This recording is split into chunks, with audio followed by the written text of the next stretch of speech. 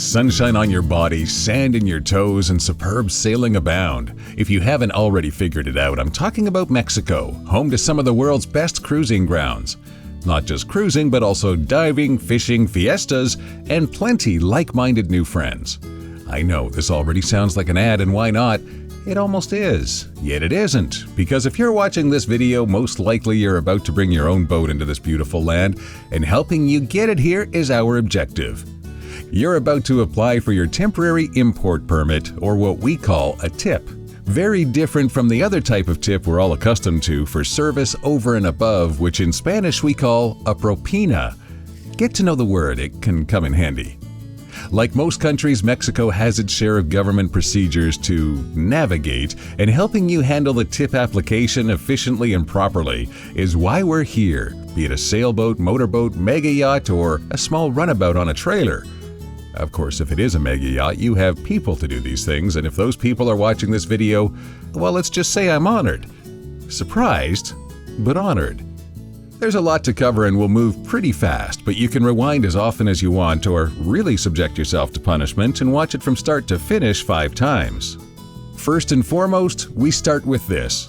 If your boat is not at least 4.5 meters in length, that's the equivalent of 14.7 feet, you can stop here and find something much more enjoyable like the latest sailing YouTube channel or your favorite funniest dog video. You see, no tip or temporary import permit is required for any vessel less than 4.5 meters, so the rest of this video is really not for you. You could also go and laugh at the water skiing dog video if you're not applying for a new tip, but rather trying to renew an existing one. Sorry, you can't do that online.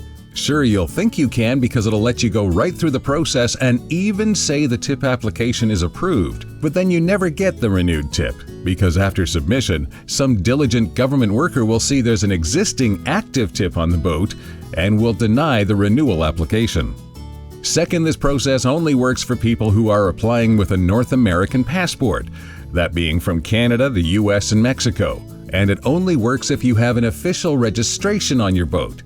If you're not using ID from North America, or if you only have a bill of sale, you'll need to apply for your tip in person at a Mexican consulate before entering Mexican waters, or do what many people do and simply show up in person at an official port of entry. And if that's the case for you, stay on because I think you'll find valuable information here to help simplify the process anyway. As when dealing with any government agency, the best thing you can do is be prepared. Whether applying online or in person, get the information you need ready and ensure it's all correct ahead of time. Check that the serial number on your vessel and its motor or motors match the paperwork you'll be submitting. Confirm your own personal details as well. It's not a usual occurrence, but typos do happen on official documentation. What we're saying here is details matter, and making sure those details are right will ensure your time in Mexican waters is just that much more relaxing and enjoyable. Next, if you're planning to enter Mexico on November 1st, for example, and it's currently only February, I love the excitement and planning, but you're too early to apply. Get all of your information into a folder on your desktop, then sit back with dreams of warm sun and amazing sea life. The point is, you can only apply between 10 and 60 days before you'll be entering Mexican waters or crossing the border with a trailer boat. Before that, the system just won't allow application, and after that date, you'll have to acquire your tip at an official port of entry anyway, and we'll discuss those in a few minutes. So now let's make sure we know what information we need. We already know that your primary vessel is at least 4.5 meters or 14.7 feet in length. And we're making the assumption the person completing the application is also the owner or an authorized representative of the owner, and that the owner is not a corporation. So what's next? Well, first, a passport card, or if you have status in Mexico, that document or card. You'll need the make, model, and serial number for the hull and the motor or motors on the vessel, and also gather up some information for any motorized secondary vessels, what I like to call the toys. That includes dinghies, jet skis, or tenders for those mega yachts. Pretty much any secondary vessel under 4.5 meters that has a serial number or has an engine. You want to ensure all of these are listed on the primary vessel tip. If your toy's on a trailer, make sure you also get the make of the trailer and that serial number as well. Get all that information and save it in a safe place. That may be on your desktop or your home screen, or if you do it old school, possibly between the box spring and mattress, right next to your life savings. Now, if you're not the owner but rather acting on their behalf, in addition to the information above, you also need a notarized letter of authorization to make the application, plus of course your government-issued ID, such as the items we mentioned previously. You need to know you'll be attaching scans of each of these official documents, and each item needs to be its own separate scan, no larger than 1 megabyte. Anything over that and the system just won't accept it. So if you need to make scans and you can't get the file size right, maybe try a service that can look after that for you. I also encourage you to make one blank PDF document. You don't need anything on it, but believe it or not, it just may come in handy. I know it sounds funny, but we're dealing with a government operation here. And assuming it's between 10 and 60 days before your planned entry and you're ready to make an application, well then how do you go about it? First, you need to go to the website of Banjercito, basically the Mexican military bank that looks after all importations on behalf of the government. To find the Banjercito site, let me recommend you start here at the website of Marina de la Paz in Baja California Sur.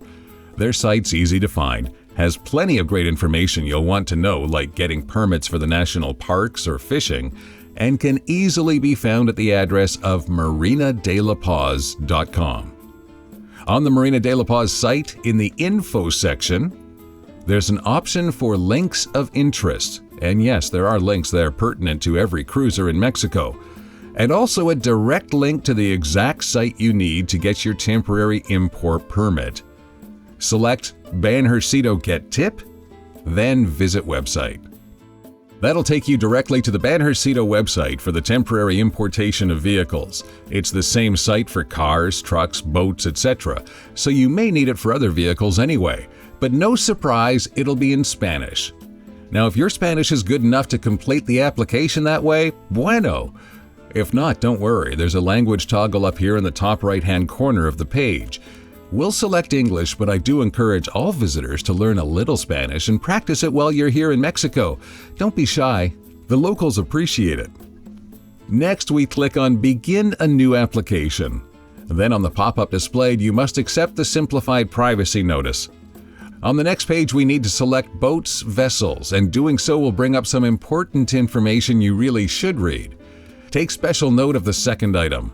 It basically says this is an application for a tip.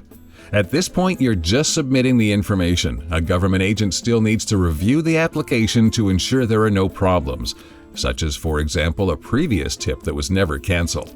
This happens from time to time and can be problematic, and specifically, canceling old tips from previous owners who may have passed away can be a bit of a process. Again, read this important information, and when you're ready, select Continue. Okay, just one more pop-up and then we can get to the heart of the matter. It's the general conditions, and again, read it or not. That's up to you. Most people simply go blah blah blah and select I agree with the terms and conditions. Okay, here we go, and throughout all of this you'll see there are helpful tips on the right-hand side of the form in case you have any questions. To make things easy to follow, I've created a fictional character. His name is Sammy Sailor, and Sammy is from Canmore, Alberta, Canada. So first, who is the boat or vessel owner? Your options here are legal entity such as an LLC or a natural person.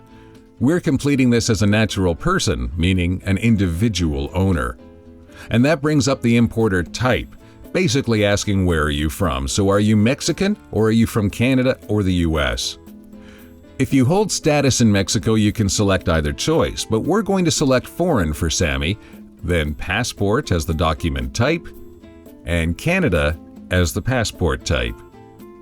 We know you already have all your documentation together, so enter your passport number in the field supplied. And now your name. Of course, we'll enter Sammy Sailor. And Sammy's mother's name is Furler. Moving on, it's time to select the expected date of entry into Mexico. And because Sammy loves the heat and hot water for swimming, he's selecting September 1st. Next, you're asked if the owner is filling out the application. As mentioned earlier, that's our assumption. But if you're an agent acting on their behalf, then say no here and follow the prompts. As Sammy is the owner, we'll continue on with Sammy's date of birth, telephone number, email address, and also the port of entry. If it's a trailer boat, odds are pretty good you'll be crossing at one of the land borders. If you're coming in by water, select the official port of entry you're planning to use for checking in. On the west coast, that may be Ensenada, just 60 miles south of San Diego. On the east coast, maybe Altamira. We should mention on the west coast, many people look for La Paz or Cabo San Lucas on the official ports list because they're such popular cities. But neither are official ports of entry. However, just a few miles north of La Paz is the port of Pichilingue. So that's what you need to select if the La Paz area is your first planned stop. Next on the list is the mailing address, and it looks like they'll send the tip there, but don't worry. As long as your email address is correct, it'll come to your inbox or possibly even your spam folder in 5 to 10 days after application. Complete the address section, which, as Sammy lives in the mountains of Alberta, Canada, has a delightfully appropriate street name of Bear Crossing in Canmore, Alberta. Now we get to the heart of the matter, and we're so close to being done you can almost feel the sun on your face. Let's complete the primary vessel information. First, does the boat have a name? Well, yes, Sammy named it very creatively and called it Mountain Siesta. Next, does the boat have a hull number? If it was built after 1969, it's pretty much a guarantee, and you'll most likely have it on your documentation. If not, it may very well be found in the upper starboard edge of your transom. Enter this carefully and make sure it's 100% correct. Double or even triple check it. Next, we move on to the registration number from your documentation. Then there is brand, and don't worry if yours isn't on the list. Simply select Other, and in the field that displays, enter the brand name. Sammy's is a Tazwell, so we'll enter that in the box. Model simply means the model year, so pretty easy selection here. For Sammy, it's a 1993. Moving on, we have type. In this case, we select a sailboat. Followed by class, which is asking if this is a personal pleasure craft or are you planning to use it for commercial use, such as commercial fishing or chartering. And then we come to the serial number for the motor. There are 2 fields here, but in Sammy's case on the Mountain Siesta, there's only one motor, so we'll enter its serial number. Notice the asterisk beside the first motor entry field. That means this is required. And again, make sure it's correct. You don't want to get this wrong. Moving on, the next section asks if you're towing a trailer. So if it is a trailered boat, this is where you enter the serial number and select boat trailer as the class. Now it's time for the toys, and for information's sake at this point you can enter a maximum of 3. The question on the form is, are you traveling with a recreational vehicle? This doesn't mean a motorhome or travel trailer, but rather your dinghy, the jet ski, or some other motorized secondary vessel. Remember, you need to enter the details for each of these that is under 4.5 meters or 14.7 feet. If your tender is larger than that, it requires its own tip. You'll need the VIN. In Sammy's case, the dinghy's VIN is 981234. Then you enter the class, and in the case of a dinghy, that selection is boat or yacht less than 4.5 meters.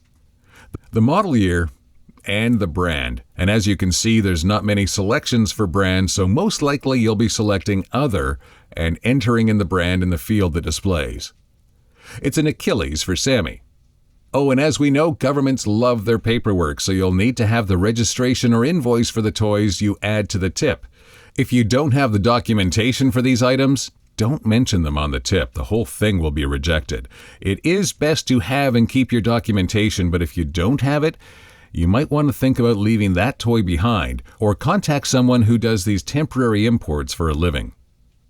Okay, that's almost it. And to prove it, after all the data has been entered, a pop-up will display identifying the application you're submitting. Once approved, will give you 10 years and list the expiration date. A 10-year tip for just 10 minutes of your time. When you hit accept, now is the time to upload all the documentation one by one. So the scan of your passport, the primary vessel information, that vessel's registration, and the appropriate docks for each of the secondary vessels or toys. Previously, there was always an option for official identification, which you've already provided, so you'd upload a blank document, which seems funny, but it works. And now you know what to do if that appears on your application. Okay, select Next. Displayed now is the page to review or correct all the data entered. And on review, yes, Sammy's data is correct, so we're simply going to select Next and go to the payment page.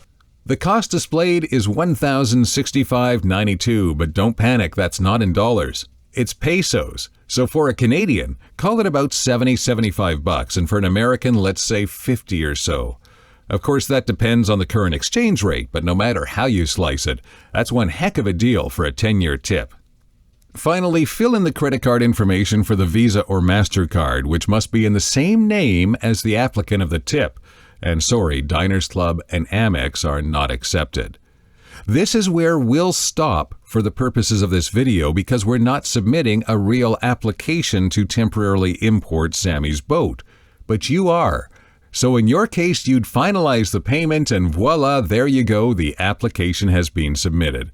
In just a few days, as long as there are no problems with the information entered or even an old existing tip you didn't know about, that TIP will be in your hands, or at least in your inbox or spam folder in the next 5 to 10 days. You will see an automatically generated response that says your tip has been approved, but that's not completely accurate, as this is only the application. So don't be fooled. The only way you'll know if the application has been approved is if you get the tip in your email. If you haven't received it within 5 to 10 days, it would generally mean it's been denied for one reason or other. But don't expect notification if it has been declined. It just simply doesn't come. The tip can be denied if they don't like the documentation that was sent, if documentation was missing, or if the vessel has a previous tip that had not been canceled. In any of those cases, we recommend you contact someone who does temporary imports to Mexico for a living. But assuming all went well and your shiny new tip arrived, make a few copies and keep one of those somewhere safe back at home, and have extras with you on the boat to give to marinas. As for the original, keep it on the boat at all times while you're in Mexican waters. The likelihood any government agent will ask to see it is pretty slight, but best to keep it handy to present whenever needed. We hope this tutorial has provided some useful information and, more importantly, that you enjoy your time cruising the coasts, bays, and islands of Mexico. Be safe, be an explorer, and be the one the rest of your family's incredibly jealous of.